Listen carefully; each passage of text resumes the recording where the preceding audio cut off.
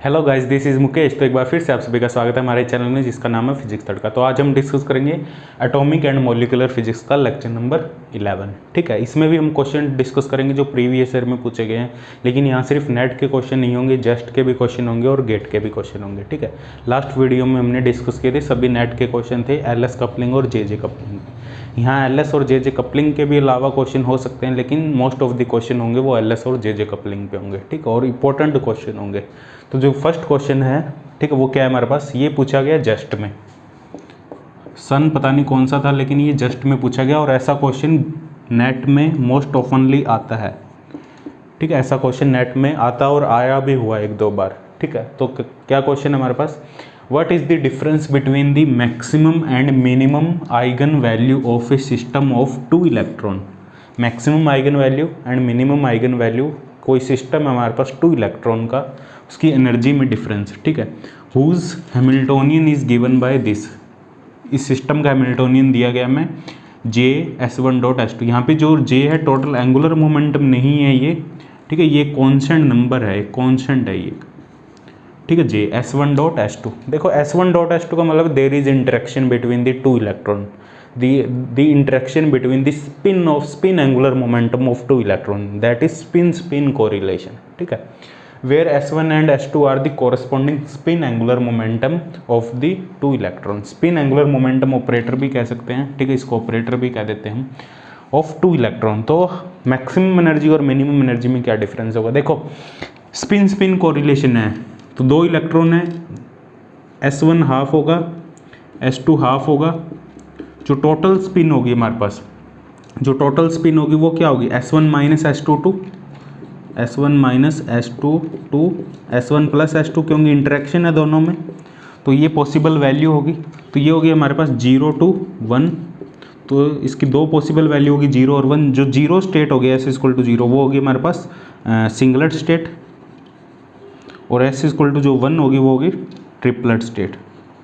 अब देखो S1.S2 Hamiltonian है हमारे पास S1.S2, तो S1.S2 क्या होगा हमारे पास, देखो जो टोटल S है हमारे पास, total spin angular momentum, it is the sum of two spin angular momentum S1 vector plus S2 vector.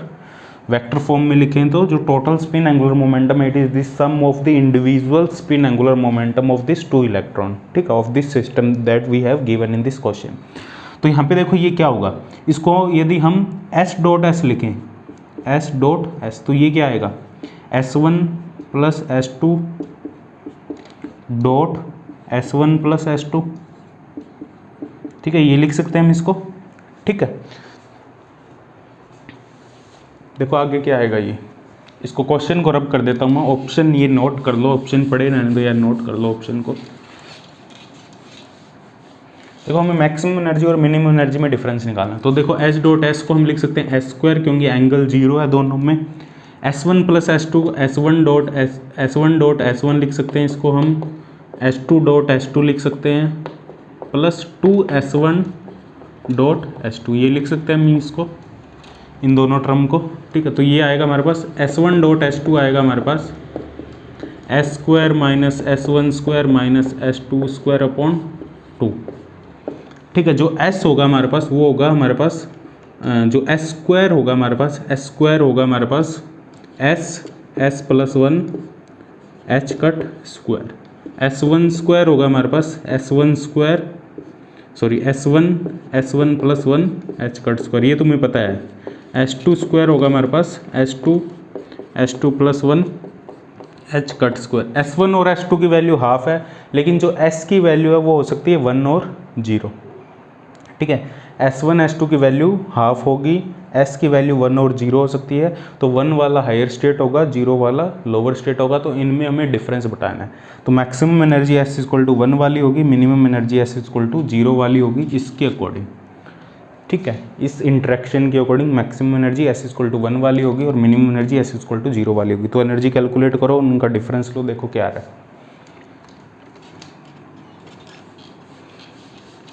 तो मैक्सिमम एनर्जी क्या होगी, देखो मैक्सिमम एनर्जी होगी हमारे पास, मैक्सिमम एनर्जी देखो एस की वैल्यू रखेंगे 1, तो एस स्क्वायर की जगह आएगा S plus 1 H cut square, तो एस की वैल्यू 1 आएगी तो ये आएगा 2 H cut square minus S 1 square half plus 1 H cut square minus half plus 1 H cut square upon 2। तो ये क्या आएगा हमारे पास 2 minus half plus 1 3/2 3/4 minus 3/4 H cut square upon 2। तो ये क्या आएगा हमारे पास 3/4 और 3/4 3/2 2 माइनस 3/2 हाफ। तो ये आएगा हमारे पास 2 माइनस 3/2 2 माइनस 3/2 आएगा हाफ, तो हाफ और नीचे एक हाफ है तो 1/4 एच कट स्क्वायर। ठीक है, और इसके मल्टीप्लाई में है जे, हैमिल्टोनियन में दिया गया हमें जे। ठीक है, तो यहाँ पे आ जाएगा एक मल्टीप्लाई में आ जाएगा जे। मिनिमम एनर्जी देखो क्या होगी, मिनिमम एनर्जी कैलकुलेट करो। मिनिमम एनर्जी में हम यहाँ 0 रखेंगे, ठीक है, क्योंकि एस की वैल्यू है 0।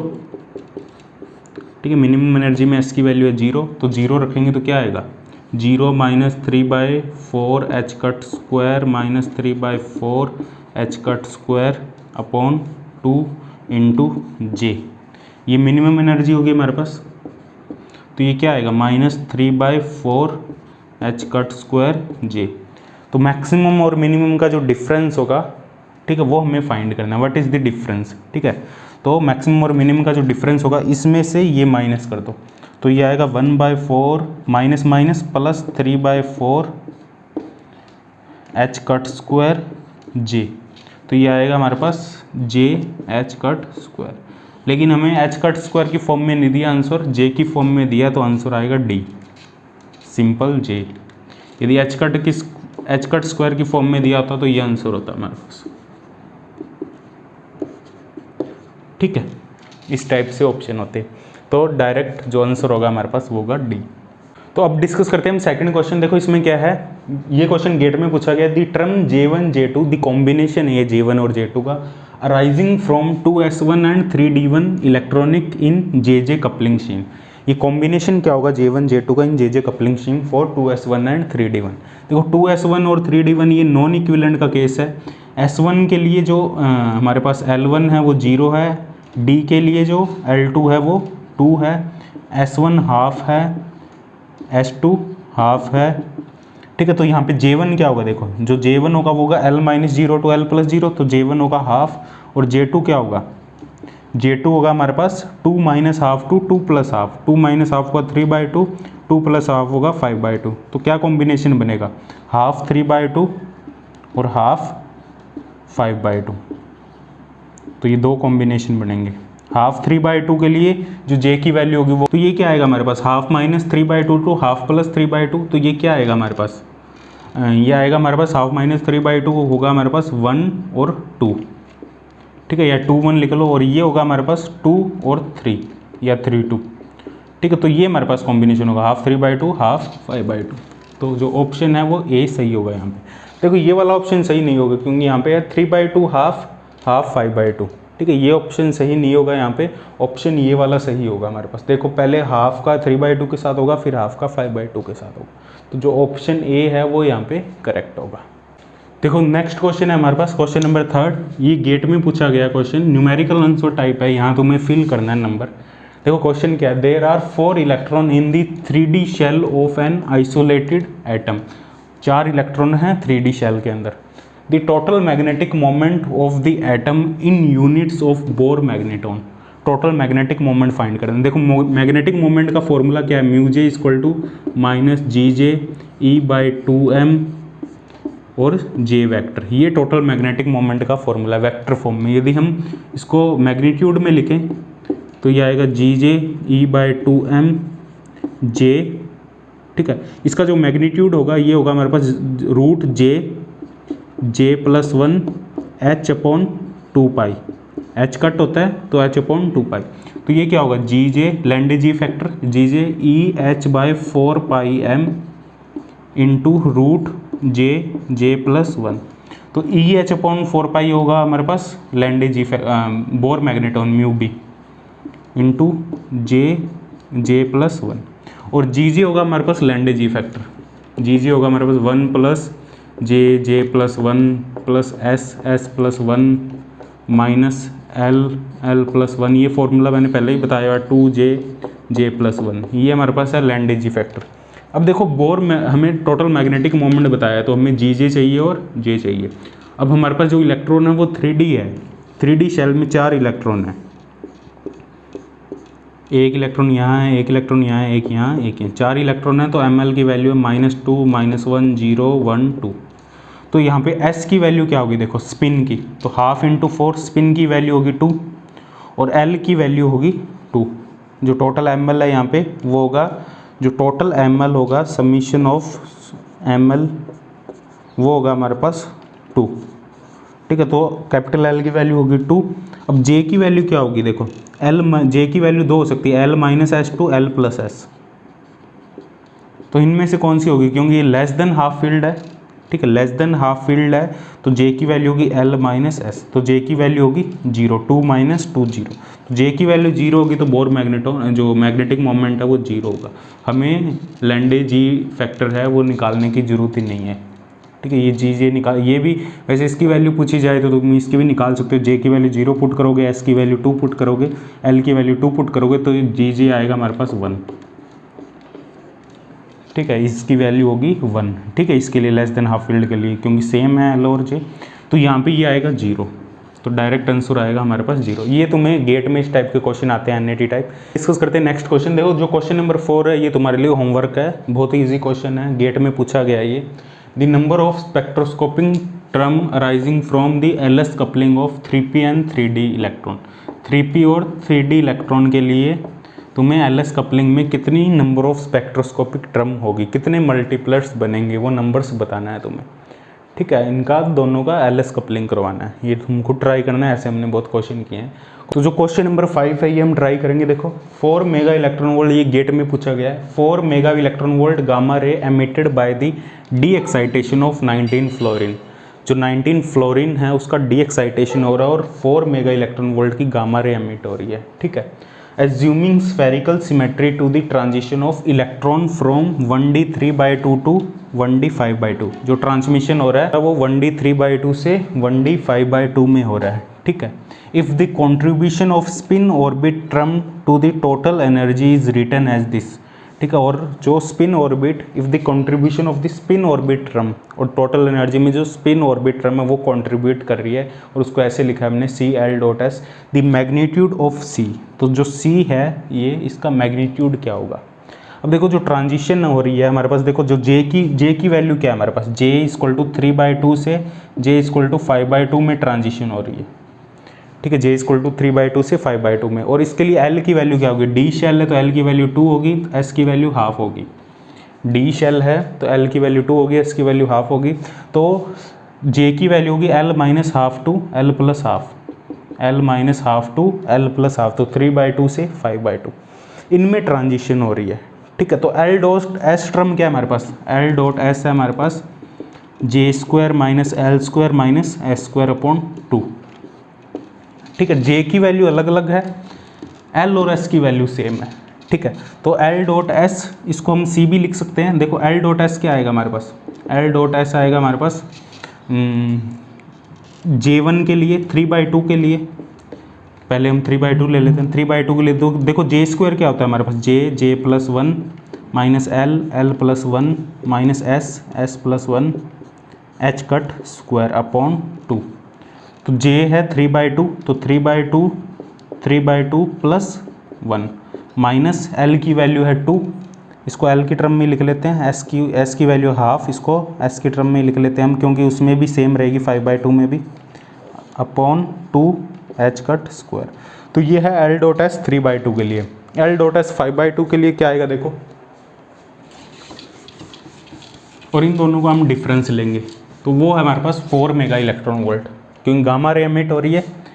L.S 5/2, तो ये क्या आएगा देखो, 5/2 + 1 -L + 1 S + 1 H²/2, ठीक है, ये 5/2, तो इन दोनों को माइनस करो, L dot S 3/2 minus L dot S 5/2, तो ये क्या आएगा देखो, L वाली SS वाली टर्म कैंसिल हो जाएगी, तो ये आएगा 3/2 plus 1 5/2, 5/2 into 3/2, 5/2 into 3/2 H cut square, ठीक है, 5/2 इंटू 3/2 एच कट स्क्वायर, नीचे भी एक 2 है, माइनस और यहाँ पे है 5/2 इंटू 7/2, लेकिन इसका हम मोड लेंगे, ठीक है, जो डिफरेंस हमें बताना है, ये नेगेटिव आ रहा है लेकिन ऊपर हायर लेवल की एनर्जी कम है इसलिए नेगेटिव आ रहा है, लेकिन हम लेंगे मोड, इसका डिफरेंस हमें पता है,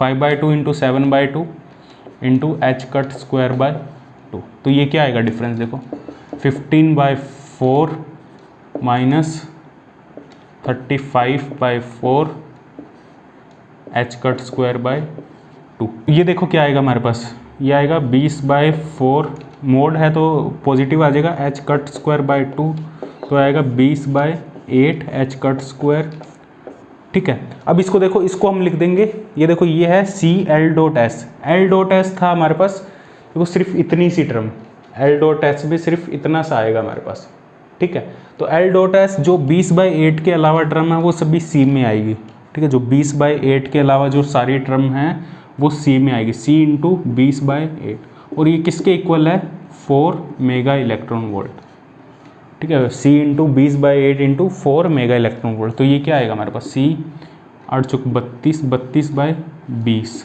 तो ये आएगा हमारे पास 1.6 मेगा इलेक्ट्रॉन वोल्ट, तो सी की वैल्यू आएगी हमारे पास 1.6 मेगा इलेक्ट्रॉन वोल्ट, ठीक है। इन नंबर्स के अलावा जो भी टर्म है वो सारी सी के अंदर है, एक्सपेक्टेशन वैल्यू की बात कर रहे हैं हम, तो इन नंबर्स के अलावा ये जो नंबर है J plus 1 minus L plus 1 minus S, इनके अलावा जो भी टर्म है वो सभी सी के अंदर है, ये सी कॉन्स्टेंट है, और इसकी वैल्यू है हमारे पास 1.6 मेगा इलेक्ट्रॉन वोल्ट, तो ये हमें फिल करना है 1.6, ठीक है। इसके बाद हम डिस्कस करते हैं नेक्स्ट क्वेश्चन, तो अब डिस्कस करते हैं नेक्स्ट क्वेश्चन, ये भी गेट में पूछा गया है, the ground state electronic configuration of the rare earth ion on Nd3+, जो Nd3+ है इसका जो ग्राउंड स्टेट का जो ये अर्थ पे बहुत रेयरली मिलता है, इसका जो ग्राउंड स्टेट इलेक्ट्रॉनिक कन्फिग्रेशन है वो है 4fPd 4f3 5s2 5p6, assuming LS coupling the Lambda G factor of this ion is 8/11, इसका जो Lambda G factor 8/11 है,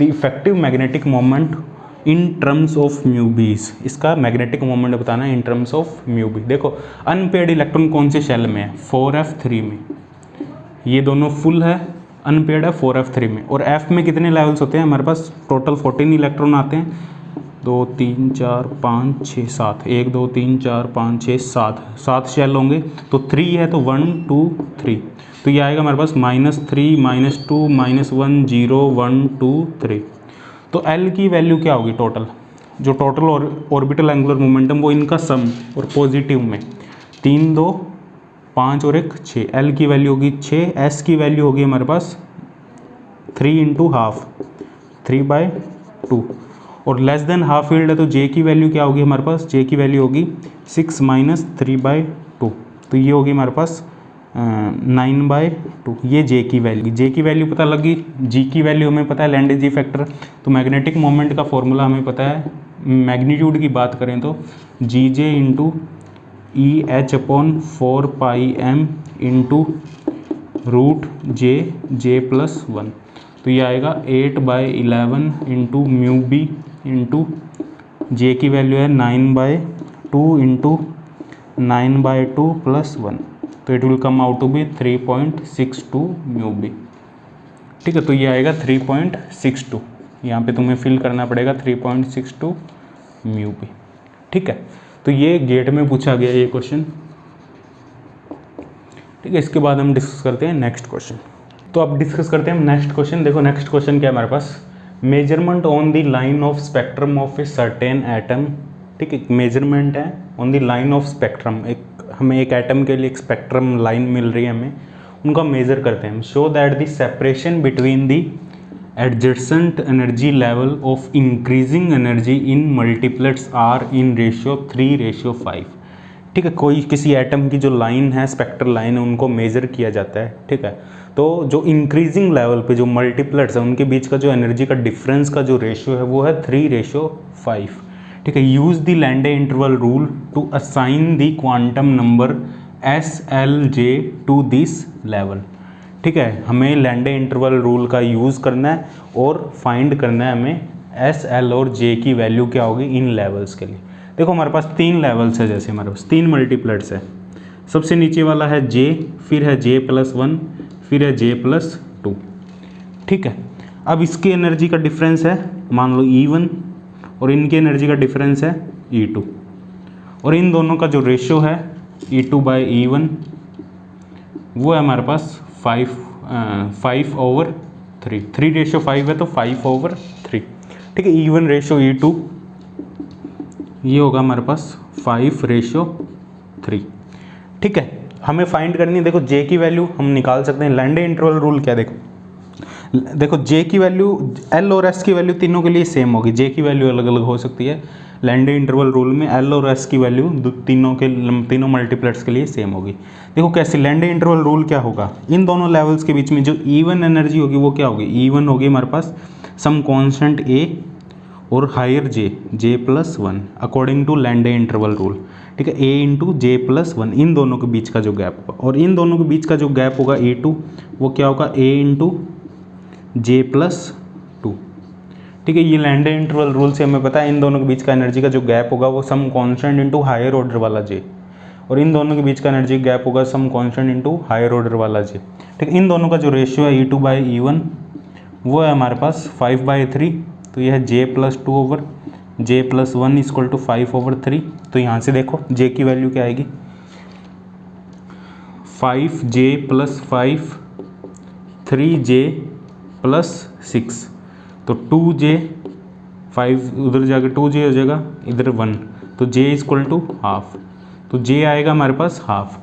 ये J हाफ है, इस मल्टीप्लेट्स के लिए हाफ होगा, इसके लिए हाफ +1 3/2, इसके लिए 5/2। तो तीनों मल्टीप्लेट्स के लिए J की वैल्यू होगी J हाफ 3/2 और 5/2। ये J की पॉसिबल वैल्यू होगी। अब J की एक वैल्यू मैक्सिमम होगी। J की वैल्यू होती है L - S to L + S। अब ये पॉजिटिव नेगेटिव दोनों हो सकते हैं, हमने तो मोड़ लिया है, यहाँ पे हमें पता नहीं है पॉजिटिव है या नेगेटिव है। तो L - S to L + S। L - S है मिनिमम वैल्यू और L + S है मैक्सिमम वैल्यू। तो देखते हैं L - S है हमारे पास हाफ, L + S है हमारे पास 5/2। इनको ऐड करो तो क्या आएगा, 2L = 5/2 और हाफ 3, तो L आएगा 3/2, L की वैल्यू आएगी 3/2, और S की L की वैल्यू 3/2 यहाँ रखेंगे तो S की वैल्यू आएगी हमारे पास 1। ठीक है, L की वैल्यू 3/2 पुट करेंगे तो S की वैल्यू आएगी 1। लेकिन दिक्कत क्या है यहाँ पे, देखो L की वैल्यू 3/2 नहीं हो सकती, L की वैल्यू रेशियो में नहीं हो सकती, L की वैल्यू इंटीग्रल मल्टीपल में ही होगी, 1 2 3 4 5, ऐसे नहीं होगी 3/2 1/2। ठीक है, तो ये हमारे पास केस नहीं होगा। यहाँ पे हमारे पास L की वैल्यू ग्रेटर देन S है, ये हमने केस लिया L ग्रेटर देन S, तो L - S होगा हाफ, L + S होगा 5/2। लेकिन इससे हमें L की वैल्यू 3/2 मिल रही है जो पॉसिबल नहीं है, तो हमें क्या लेना पड़ेगा, जो S है वो ग्रेटर देन L लेना पड़ेगा हमें। S है वो हमें ग्रेटर देन L लेना पड़ेगा। S की वैल्यू ग्रेटर देन L है तो S - L होगा, क्योंकि ये पॉजिटिव नेगेटिव दोनों हो सकता है। S - L होगा हमारे पास हाफ, और S + L होगा हमारे पास 3/2। तो इसको ऐड करेंगे तो S आएगा हमारे पास 3/2 और L आएगा हमारे पास 1। तो ये पॉसिबल है हमारे पास। ठीक है, तो S ग्रेटर देन L वाला केस होगा ये। तो तो ये हमारे पास मल्टीप्लेट्स के ऑर्डर होंगे। S की वैल्यू होगी 3/2, L की वैल्यू होगी 1, J की वैल्यू होगी half 3/2 5/2, S - L to L + S। ठीक है, तो ये हमारे पास तीनों S L J इनकी वैल्यू होगी। अब डिस्कस करते हैं हम नेक्स्ट क्वेश्चन। देखो नेक्स्ट क्वेश्चन क्या है, बहुत ही इंपॉर्टेंट क्वेश्चन है। कुछ पार्ट इसका तुम्हें आता होगा और कुछ पार्ट नया है तुम्हारे लिए। देखो क्या क्वेश्चन है हमारे पास, इसमें सिलेक्शन रूल का भी यूज़ होगा, जो सिलेक्शन रूल है LS coupling. Write down the normal electronic configuration of carbon atom Z = 6 and obtain the spectral term arising from the equivalent electron. हमें स्पेक्ट्रल टर्म लिखनी है, स्पेक्ट्रल कौन कौन से एनर्जी लेवल पॉसिबल होंगे, कौन कौन से मल्टीप्लायर्स पॉसिबल है कार्बन Z=6 के लिए। ये इक्विवेलेंट इलेक्ट्रॉन का केस है। एंड ऑल्सो राइट डाउन, ये नया पार्ट है, and also write down it's first excited state configuration, और इसकी जो फर्स्ट एक्साइटेड स्टेट है उसका कन्फिग्रेशन क्या होगा, and obtain the spectral term indicate the allowed transition. और हमें कौन कौन सी जो ट्रांजिशन है वो पॉसिबल है उनको भी इंडिकेट करना है, उनको भी ड्रॉ करना है। ठीक है, ये दोनों पार्ट्स नए हैं, अभी तक हमने डिस्कस नहीं किया, लेकिन हमने सिलेक्शन रूल पढ़ा हुआ है। सिलेक्शन रूल के अकॉर्डिंग हम ट्रांजिशन बताएंगे कौन कौन से ट्रांजिशन हो गए। तो देखो कार्बन Z=6 है तो 1s2 2s2 2p 2p2, तो 2p2 लेवल है हमारे पास, ये है लेस देन हाफ फील्ड है 1 1।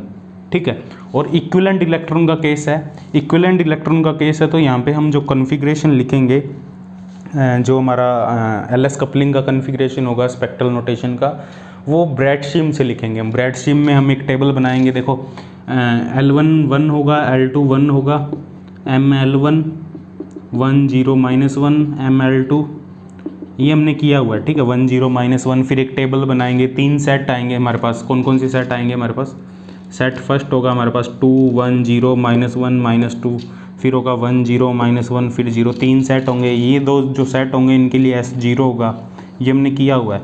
ये जो सेट होगा इसके लिए S=1 होगा, ये थ्योरी में किया हुआ है और क्वेश्चंस में भी काफ़ी किया हुआ है। अब इन दोनों सेट के लिए L2 होगा और L0 होगा, और इस सेट के लिए L1 होगा। ठीक है, तो इनके लिए S0 है, S0 L2, तो ये आएगा 1d2, J की वैल्यू 2 आएगी। S0 L0, तो J की वैल्यू आएगी यहाँ पे S0 L0, तो J की वैल्यू 0 1s0, और S1 L1 J की वैल्यू आएगी 0 1 2, तो ये आएगा 3p 0 1 2। तो लेवल्स क्या होंगे हमारे पास, सबसे लोअर लेवल होगा 3p0 3p1 3p2 1d2 1s0, तो ये लेवल्स होंगे हमारे पास ग्राउंड स्टेट में। ठीक है, ग्राउंड स्टेट में ये लेवल्स होंगे और इनका ये ऑर्डर होगा ड्रॉ करने का, 3p0 सबसे लोवेस्ट, फिर 3p1 3p2 क्योंकि लेस देन हाफ फील्ड है, फिर आएगा 1d2, फिर आएगा 1s0। ठीक है, ये लेवल्स, ये फर्स्ट पार्ट है इसका, ये हमने डिस्कस किया हुआ है। सेकंड पार्ट है इसकी फर्स्ट एक्साइटेड स्टेट में कन्फिग्रेशन क्या होगा। इसकी फर्स्ट एक्साइटेड स्टेट क्या होगी, देखो इसकी क्वेश्चन को रब कर देता हूँ मैं। फर्स्ट एक्साइटेड स्टेट फाइंड करनी है और स्पेक्ट्रल जो ट्रांजिशन है वो कौन कौन सी पॉसिबल होगी वो हमें ड्रॉ करनी है। देखो फर्स्ट एक्साइटेड स्टेट क्या होगी इसकी, देखो एक्साइटेड स्टेट मतलब एक p इलेक्ट्रॉन निकल के हायर लेवल में 3s लेवल में चला जाएगा। ठीक है, तो फर्स्ट एक्साइटेड स्टेट होगी इसकी 1s2 2s2 2p1 और 3s1, तो ये नॉन इक्विवेलेंट का केस होगा 2p1 और 3s1। और इसका हमें पता है कैसे हम लेवल्स फाइंड करते हैं, L1 आएगा 1, L2 आएगा 0, S1 है हाफ, S2 है हाफ, नॉन इक्विवेलेंट का केस है। इन दोनों में इंटरेक्शन कराओ, टोटल L आएगा 1, इन दोनों में इंटरेक्शन कराओ, S आएगा 0 और 1, तो पहले S0 L1 J1, तो ये आएगा 1p1, S0 L1 J1 1p1, S1 L1 J2, sorry J है 0 1 2, तो ये आएगा 3p 0 1 2। ठीक है, तो ये हमारे पास लेवल्स होंगे। तो सबसे लोअर होगा हमारे पास 3p0, फिर आएगा 3p1, फिर आएगा 3p2, फिर आएगा 1p1।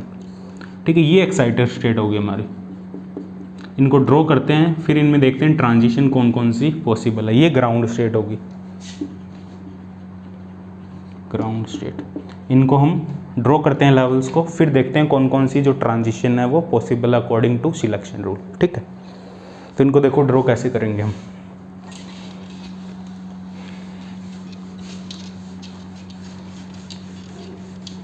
बहुत इजी है ये क्वेश्चन, और एटॉमिक फिजिक्स बहुत ही इंटरेस्टिंग सब्जेक्ट है और बहुत ही ईजी भी सब्जेक्ट भी, और स्कोरिंग भी है। तो पहले ये ड्रॉ करेंगे नीचे, देखो पहले आएगा 3p0, फिर ऐसे सिंपल ड्रॉ कर देते हैं हम 3p1 3p2 1d2।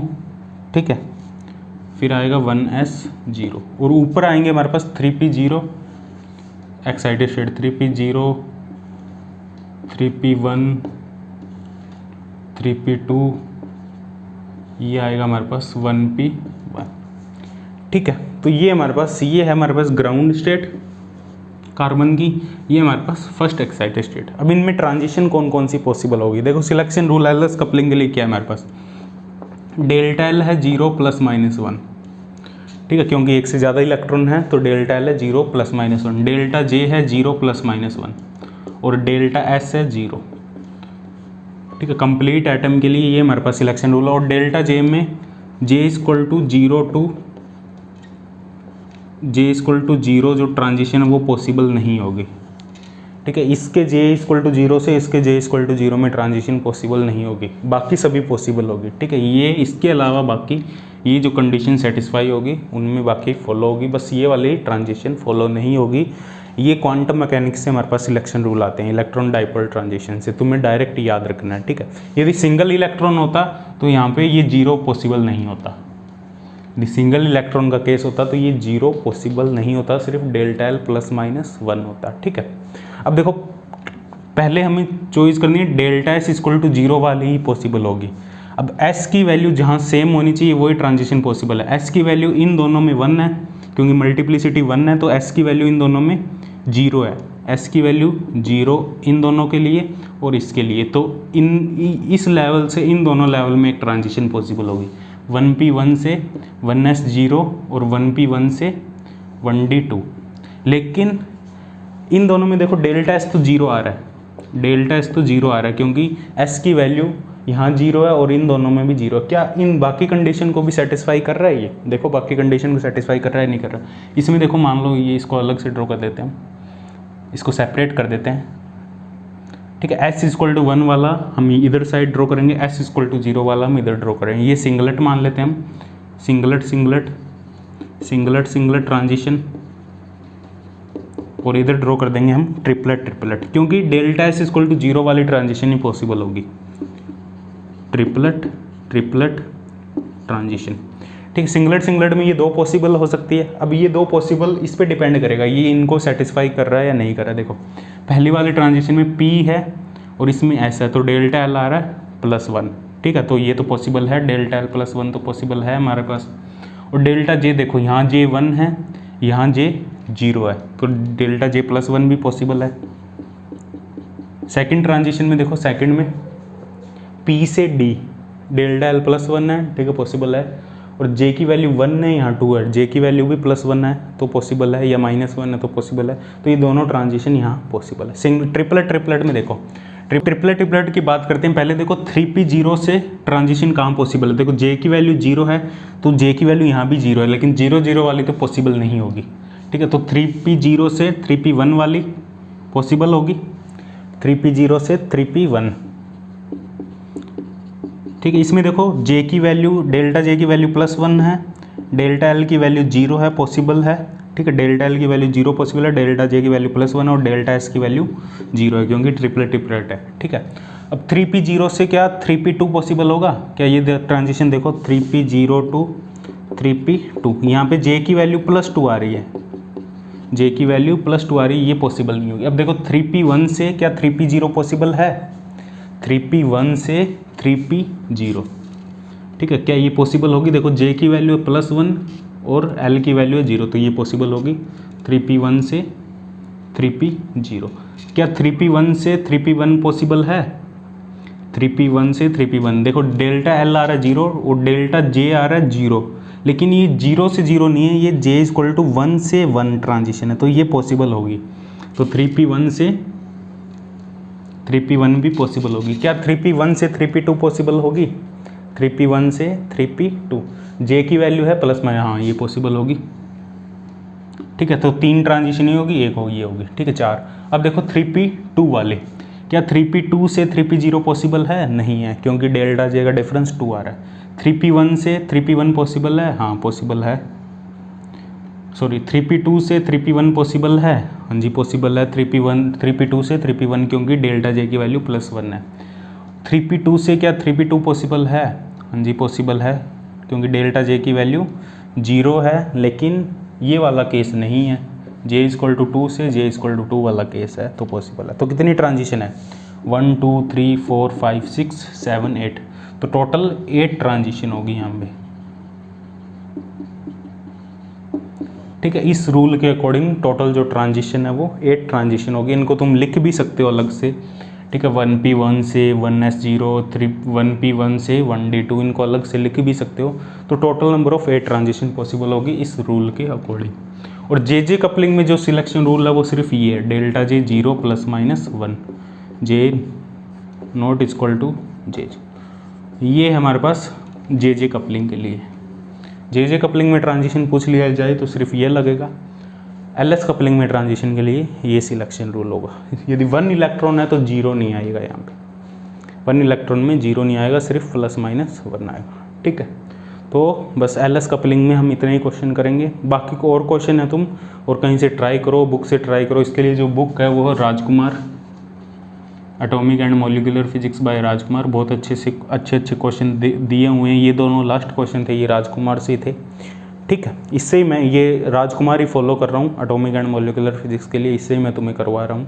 ठीक है, इसके बाद हम डिस्कस करेंगे नेक्स्ट वीडियो में जीमान इफेक्ट। ठीक है, हो सकता है एक वीडियो थ्योरी, शायद 2 वीडियो थ्योरी के लिए लग जाए, उसके बाद हम उसके न्यूमेरिकल करेंगे। फिर उसके बाद हम हो सकता है स्टार्क इफेक्ट करें, फिर मॉलिक्यूलर फिजिक्स स्टार्ट करेंगे। ठीक है।